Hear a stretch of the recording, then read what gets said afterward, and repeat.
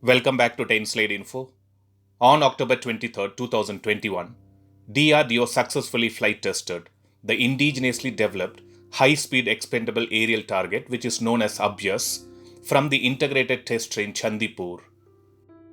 This is something which we all know, but this video will provide details on why this test was performed and in what way this weapon could help India.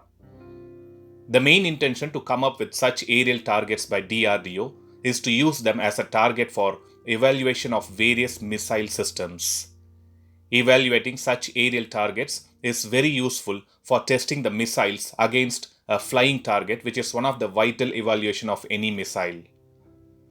Abhyas HEAT, where HEAT stands for High Speed Expendable Aerial Target, was launched using a twin underslung boosters which provide the initial acceleration to the vehicle. This state-of-the-art UAV is powered by a small gas turbine engine to sustain a long endurance flight at subsonic speed.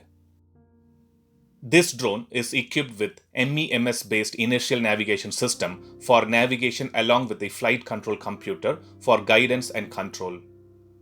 Inertial navigation is used in a wide range of applications, and recent advances in the construction of the microelectromechanical systems, which is MEMS, have made it possible to manufacture small and light inertial navigation systems.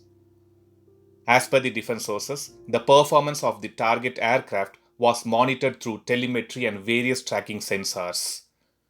DRDO Chairman Dr. G. Satish Reddy congratulated the teams associated with the successful flight test of this particular aerial target. According to him, the aerial target demonstrated the accuracy and effectiveness. The main aim to develop such aerial target drone is to replace the Lakshya remotely piloted high-speed target drone systems and also the British target drone, which is Banshee.